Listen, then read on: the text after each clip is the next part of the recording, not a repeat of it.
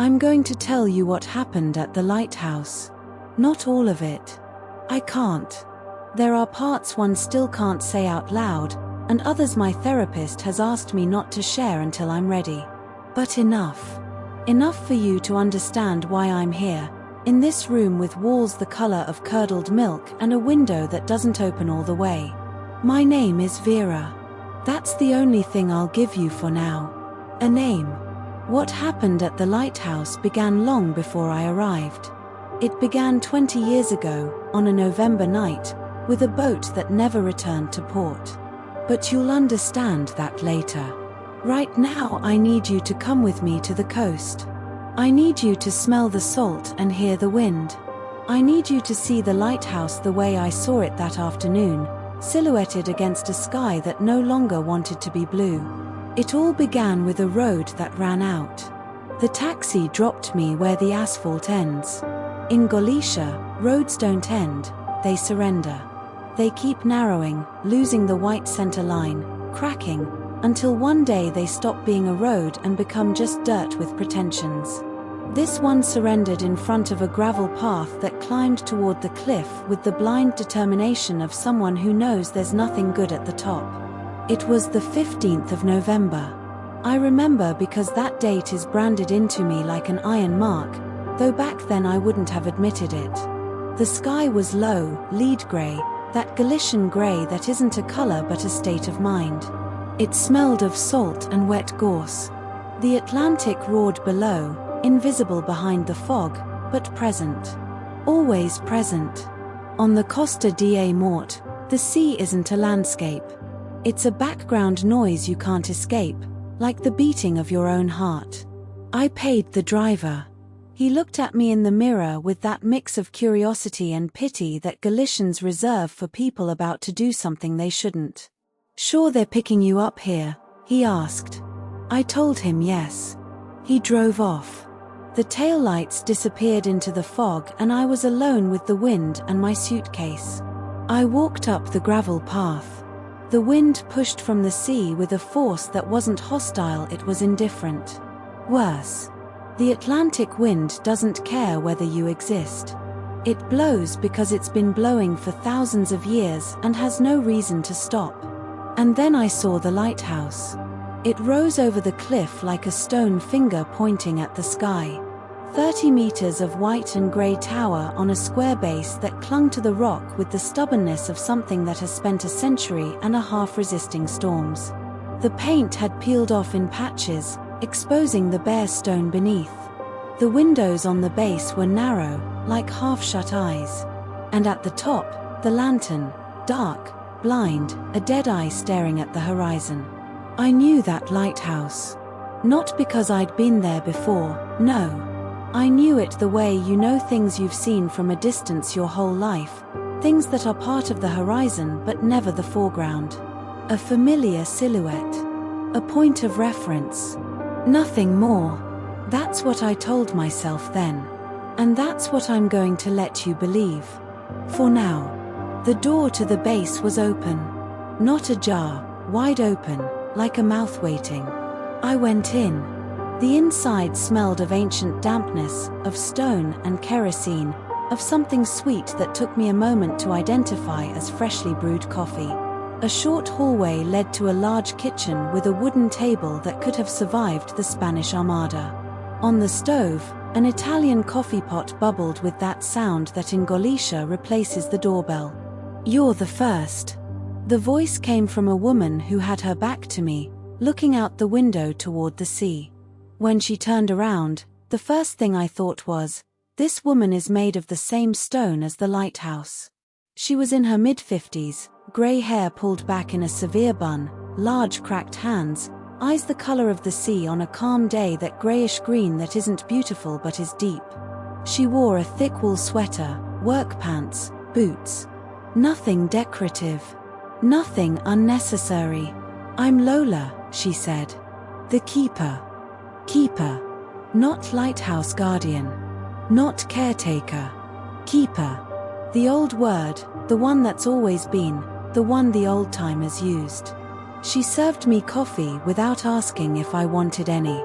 In Galicia, Coffee isn't offered. It's given. How long have you been here? I asked. I wanted to hear how she'd say it. 20 years. She said it the way someone says their own name, without apparent weight. But I'm a translator. My job is to listen to what words hide beneath what they say. And beneath that 20 years there was something dense, something that had settled for so long it had become part of the floor. Don't you ever go down to the village? Lola looked at me. Just an instant. But in that instant I saw something I recognized, though at the time I couldn't have named it. Something between habit and sentence. A chosen penance that has become a cage. The lighthouse needs someone, she said. And she went back to looking at the sea. She didn't say she needed the lighthouse. Only that the lighthouse needed her. It's an important difference. It took me days to understand it. They arrived throughout the afternoon, like drops from a storm that hasn't started yet. The second was Roman. I heard him before I saw him, the engine of an old car groaning up the gravel path, a door slamming shut, irregular footsteps on the gravel. He walked into the kitchen with the air of someone arriving late to his own execution. Mid-50s, 3 days of stubble, a coat that was good 10 years ago. He smelled of whiskey. Not the whiskey of someone who's had a drink, the whiskey of someone it has become part of his chemical composition. Roman, he introduced himself. He had a deep, eroded voice, like a beach after a storm. His hands trembled as he took the coffee cup. When he sat down, he chose the chair facing away from the sea. Celia arrived shortly after. Tall, thin, white hair cut with surgical precision. Late 60s, carried with the elegance of someone who has decided that aging isn't a defeat but a strategy. She wore all black, no jewelry, no adornments.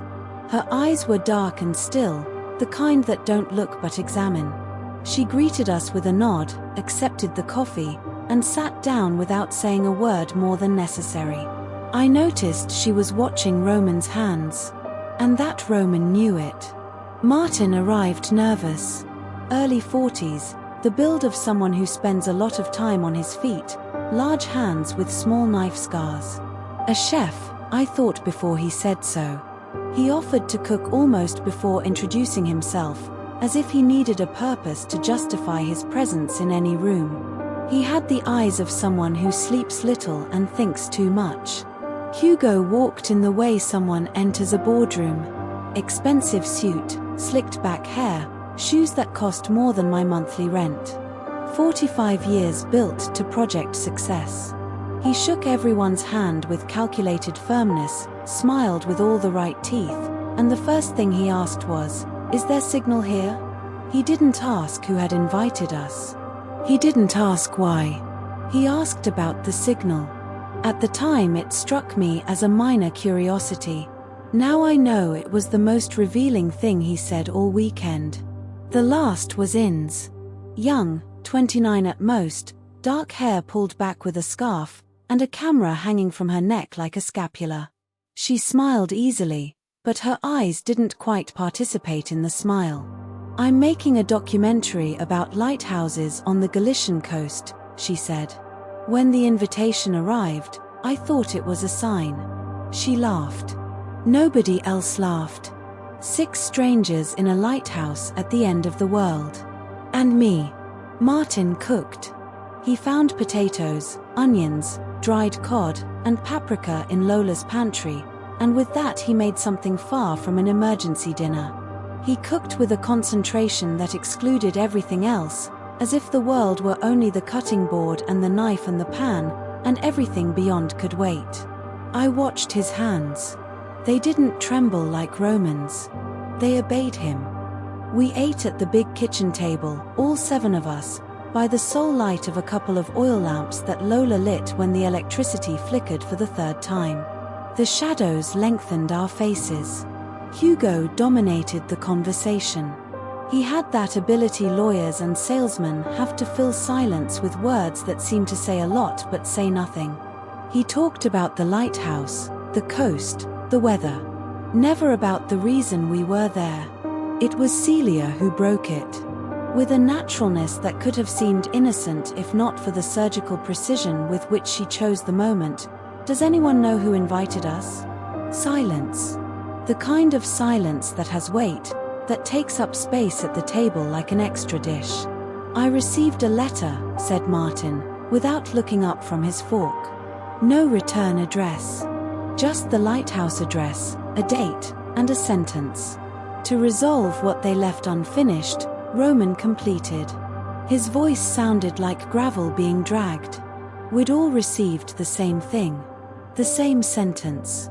The same date. The 15th of November. Nobody said why that date and not another. Nobody connected it to anything. At least, nobody said so out loud. Inez raised her camera, framed the faces around the table. Hugo turned away with a quick, almost involuntary gesture.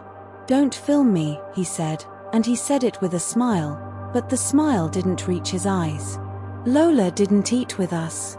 She stood by the window with her coffee, watching the sea. When someone asked if she wasn't eating, she said, already ate. It wasn't true. I didn't see her eat all night. But Lola had the ability to close a conversation with 3 words. Dinner ended without answers. Each of us retreated with our mystery intact. Martin washed the dishes he needed to keep his hands busy. Hugo was the first to go upstairs, holding his phone high, searching for a signal he wasn't going to find. I went out to smoke on the cliff. I don't smoke. But I'd stolen a cigarette from the pack Roman left next to his empty glass, and I needed air and solitude and something to do with my hands that wasn't thinking. The night was black. Not the darkness of a city without light, the darkness of the end of the world, the kind that existed before someone had the idea to invent fire. The sea roared below, invisible, and the wind carried salt spray and the vegetal smell of gorse. Far below, the lights of Finisterre flickered like embers about to go out. I sat on a rock. I lit the cigarette.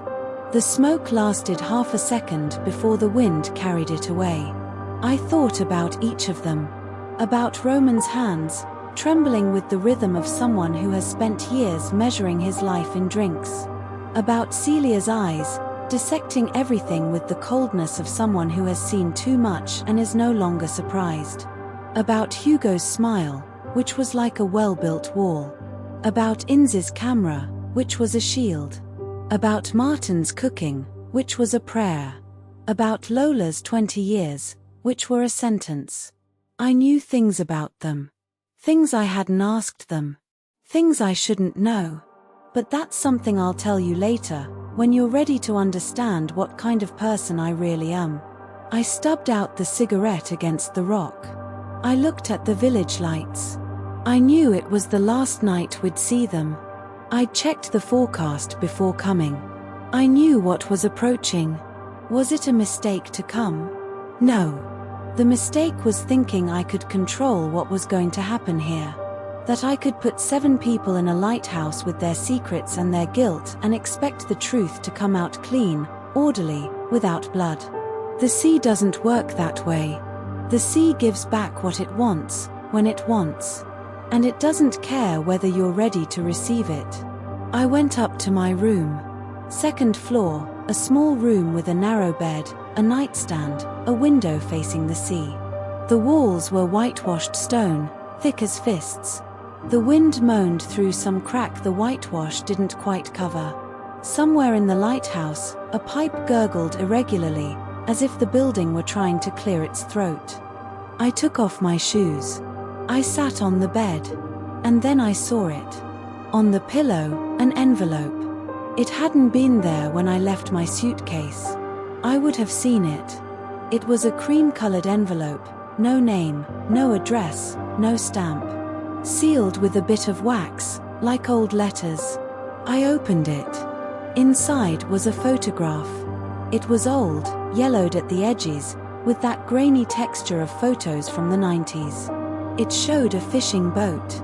Not a large one, 12, 15 meters. The blue hull with the name painted in white on the bow. On deck, 6 men posed with the usual reluctance of people who work at sea and don't understand why anyone would want to photograph them. Nets behind them. The low, raking light of an Atlantic sunset. I turned it over. On the back, written in pencil in small, steady handwriting, a date, the 15th of November. And below it, the year. Exactly 20 years ago. I stared at the photograph. The 6 men on deck. The name of the boat on the bow, which the evening light made hard to read but which I didn't need to read because I knew it by heart, because I'd been saying it for 20 years the way others say a prayer. Santa Lucia. Someone had entered my room while we were at dinner. Someone knew. Someone wanted me to know that they knew. I closed the envelope. I turned off the light. I lay in the darkness with the photograph on my chest and the sea roaring below, and the wind howling outside, and my heart beating with the force of something that wasn't fear. It was recognition. The same recognition you feel when you watch a storm approaching and know it's too late to seek shelter. In the hospital, there's a window that faces east. You can't see the sea. You can see the rooftops of Santiago, the cathedral tower in the distance, the trees of Belvis Park. But if I close my eyes and the wind blows in the right direction, sometimes I convince myself I can hear the Atlantic. I'm 60 kilometers from the coast. It's impossible. But there are impossible things that become necessary, and then they stop being impossible and become the only thing that keeps you breathing. That night, in the lighthouse room, with the photograph of the Santa Lucia on my chest, I knew 2 things. The first, that someone in that lighthouse knew exactly why we were there. All of us. Every single one. The second, that the storm approaching wasn't only coming from the Atlantic. The next chapter will be released when we reach 5. 5 people listening. 5 witnesses. Subscribe. Not for me. For the 6 men the sea hasn't given back.